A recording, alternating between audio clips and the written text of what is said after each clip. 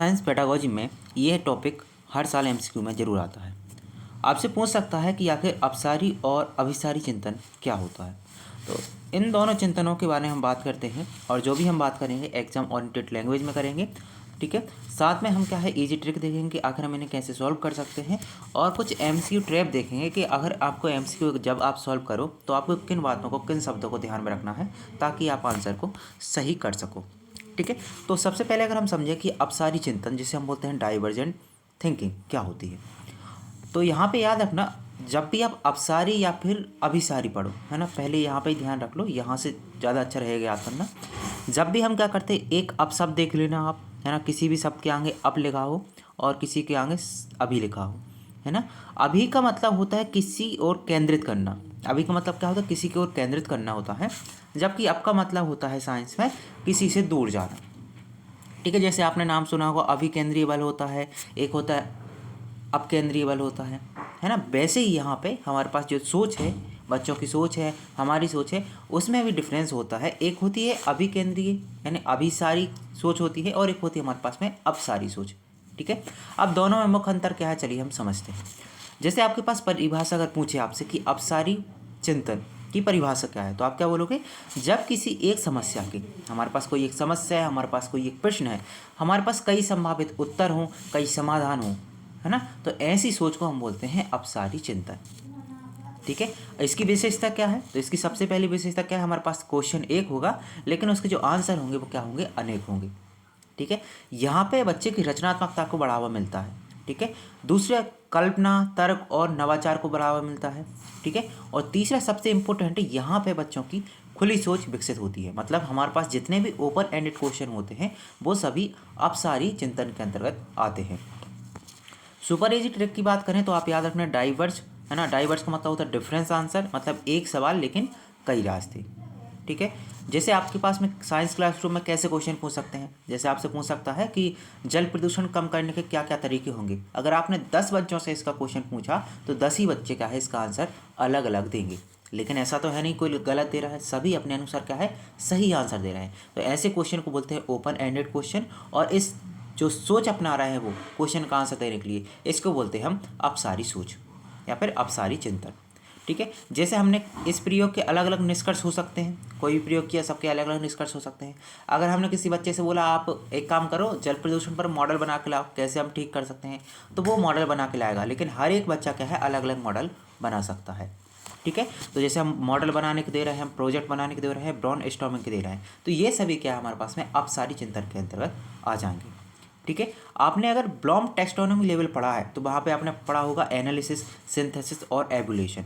ठीक है, एनालिसिस का मतलब हम विश्लेषण कर रहे हैं, है ना, सिंथेसिस मतलब विश्लेषण करके हम उसको जोड़ने का काम कर रहे हैं कि हमने अगर क्या क्या पढ़ा है उसको जोड़ रहे हैं, और एबुलेशन का मतलब है मूल्यांकन कर रहे हैं। तो यहाँ पे जब भी ब्लॉम जो ब्लॉम टेक्सोनोमी है यहाँ पे याद रखना एनालिसिस, सिंथेसिस और एबुलेशन, ये तीन शब्द है ना हमेशा किस में आते हैं, अपसारी चिंतन में आते हैं। इन तीनों के लिए हमें क्या है सोच को डाइवर्ट करना पड़ता है, अलग अलग दिशाओं में सोचना पड़ता है।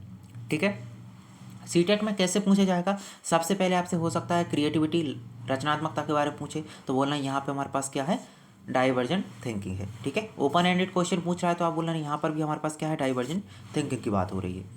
ठीक है, प्रोजेक्ट या फिर एक्टिविटी बेस्ड लर्निंग की बात हो रही है मतलब डाइवर्जेंट थिंकिंग हो रही है। इंक्वायरी बेस्ड लर्निंग हो रही है मतलब वहाँ पर भी डाइवर्जेंट थिंकिंग की बात हो रही है। ठीक है, अब बात हम करते हैं अभिसारी चिंतन क्या है, जैसे हम बोलते हैं कन्वर्जेंट थिंकिंग। ठीक है, जैसे हम वहाँ पे बोल रहे हैं कि हमारे पास एक प्रश्न था उत्तर अनेक थे, लेकिन यहाँ पर ऐसा नहीं है, यहाँ पे हमारे पास में क्वेश्चन भी एक होगा और जो आंसर है वो भी हमारे पास में एक होगा। तो हम बोल सकते हैं जब कभी हमारे पास किसी समस्या का केवल एक ही सही एवं निश्चित उत्तर होता है तो हम क्या बोलते हैं उसे अभिसारी चिंतन कहते हैं। अब जैसे आपने जितने भी फैक्ट वाले सवाल देखते हैं ना, जैसे मान के चलो कि आपसे पूछ लिया कि पृथ्वी किसका चक्कर लगाती है ना, 10 बच्चों से पूछोगे तो 10 बच्चे एक ही आंसर देगा कि पृथ्वी जो है ना सूर्य का चक्कर लगाती है। क्यों, क्योंकि हमारे पास में एक प्रकार का अभिसारी चिंतन वाला क्वेश्चन है, मतलब हमारे पास ज़्यादा हमें भटकना नहीं है, एक क्वेश्चन है एक आंसर है। जहाँ पर भी आप देखो फैक्ट वाले क्वेश्चन है सभी के सभी किस में आते हैं अभिसारी चिंतन में आएंगे। ठीक है। मुख्य विशेषता क्या है, सबसे पहले हम देखेंगे एक प्रश्न तो एक ही आंसर होगा। ठीक है। तर्क, नियम और सूत्र लगते हैं यहाँ पे, है ना। तर्क तो बहुत कम लगता है, नियम और सूत्र लगते हैं यहाँ पे। ठीक है। तथ्यात्मक सोच होती है, मतलब फैक्ट आधारित है, एक बार आपने रट लिया तो रट लिया, यहाँ पे आपको समझने की ज़रूरत ज़्यादा नहीं होती है। ठीक है। और ये परीक्षा उन्मुख होते हैं कि आपको परीक्षा पर कैसे क्वेश्चन आने वाले हैं, बस याद करो और जाओ। ठीक है। इजी ट्रिक अगर देखें तो हम बोले कन्वर्ज का मतलब होता है करेक्ट आंसर। कन्वर्ज से याद क्या रखोगे आप, करेक्ट आंसर। केवल एक बिंदु में आकार देना हमें, है ना। तो हम क्या बोल रहे हैं, सब सोच एक बिंदु पर आकर मिलते हैं, उसे हम बोलते हैं कन्वर्जेंट थिंकिंग। ठीक है। अब साइंस में कैसे क्वेश्चन पूछ सकते हैं, तो आपसे पूछ सकता है जल का रासायनिक सूत्र क्या है, तो आप बोलोगे H2O, और कोई तो कुछ बोल नहीं सकता है। आपसे कार्बन डाइऑक्साइड का रासायनिक सूत्र पूछता है, बोलो CO2। अमोनिया का रासायनिक सूत्र NH3, है ना। 9.8 मीटर पर सेकंड क्यूब क्या दर्शाता है, तो आप बोलो गुरुत्वाकर्षण को दर्शाता है पृथ्वी की, है ना। और कुछ तो ये दर्शाते नहीं है ना। न्यूमेरिकल प्रॉब्लम जितने भी आते हैं हमारे पास में, है ना, यहाँ से जो भी MCQ आ रहे हैं ये सभी किस में आते हैं हमारे पास में, ये सभी आएंगे हमारे पास कन्वर्जेंट थिंकिंग में। अब क्योंकि न्यूमेरिकल में क्या होता है, हमारे पास जितने भी क्वेश्चन पूछे जाते हैं एक फार्मूला के बेस पे पहुँचे जा रहे हैं, और फार्मूला आपको याद होना चाहिए, अलग फार्मूला रखकर आप आंसर नहीं दे सकते। ठीक है। जब हम ब्लूम टैक्सोनॉमी की बात करते हैं तो यहाँ पे आपके पास में नॉलेज, ठीक है, अंडरस्टैंडिंग और एप्लीकेशन, ये तीनों चीज़ आती हैं आपके पास में अभिसारी सोच में। ठीक है। अब सीटेट में कैसे क्वेश्चन पूछ सकता है, तो याद रखना MCQ पूछ सकता है आपके पास में, या तो वन वर्ड आंसर पूछ सकता है, या फिर न्यूमेरिकल प्रॉब्लम यहाँ से पूछ सकता है। ठीक है। यहाँ से कहीं ना कहीं से आपके पास इतने शब्द कहीं पे दिए हुए हैं, आपके पास MCQ में दिया है, वन वर्ड में दिया है, ठीक है, न्यूमेरिकल प्रॉब्लम दी है, फिर फैक्ट बेस दिया है। तो यहाँ से भी आप देखना कि आप कौन सी सोच को यहाँ पे आंसर टिक कर रहे हो। ठीक है। अब ट्रैप पॉइंट बता देता हूँ, जहाँ भी आपको ये शब्द दिख जाए ना, वहाँ पे आंख बंद करके आंसर आपको लगा देना है। कहीं आपको एक उत्तर की बात कर रहा है कि एक हमारे पास सही उत्तर है, फिर फैक्ट वाला आंसर है, तो आप बोलो वहाँ पे कन्वर्जेंट थिंकिंग है, अभिसारी सोच है। कहीं पे आपको क्रिएटिविटी की बात कर रहा है, रचनात्मकता की बात कर रहा है, तो आप क्या बोलो, वहाँ के अपसारी सोच है ना। कहीं पे MCQ आधारित क्वेश्चन आ रहे हैं, तो आप क्या बोलोगे, कन्वर्जेंट है ना। MCQ क्या है, कन्वर्जेंट होते हैं। वहीं पे अगर ओपन एंडेड क्वेश्चन आते हैं तो आप क्या बोलोगे, डाइवर्जेंट है। ठीक है। तो वही हमने यहाँ पर बताया था, अगर कहीं पे आप देख रहे हो MCQ क्वेश्चन आ रहे हैं तो क्या है, कन्वर्जेंट है। वन वर्ड आंसर आ रहा है कि आप एक वर्ड से ज़्यादा आंसर नहीं दे सकते हो, क्या है आपके पास में, आपकी सोच सीमित है ना, आपको याद करना पड़ेगा, वो अभिसारी है। न्यूमेरिकल प्रॉब्लम अभिसारी, और फैक्ट बेस भी क्या है, अभिसारी। आपको तो ये 4 बातें याद रखनी है यहाँ पर। ठीक है। जैसे एक क्वेश्चन हम ले लेते हैं, बाकी जब हम प्रैक्टिस करेंगे तब देखेंगे।